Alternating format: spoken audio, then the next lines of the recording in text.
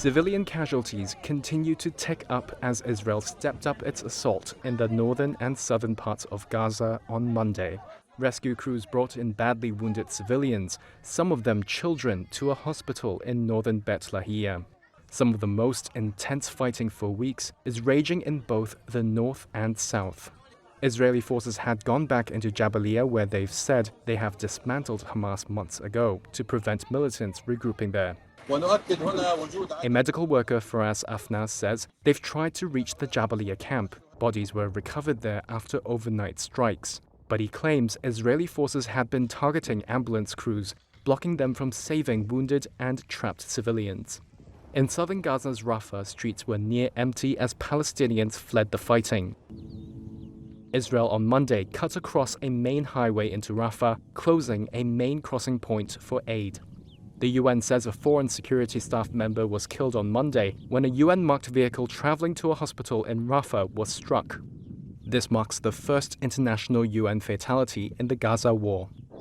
Hamas's armed wing says due to Israeli bombardments, it lost contact with militants guarding 4 Israeli hostages, including US-Israeli citizen Hersh Goldberg Polin, who appeared in a Hamas video in April. Supplies are also wearing thin for many displaced Palestinians who fled the north and south to Deir al-Balah in the center of the Gaza Strip.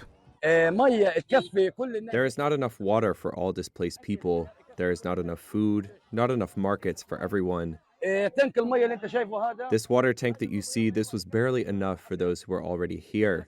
It was already not enough, but we were living with it. So what about those who joined us?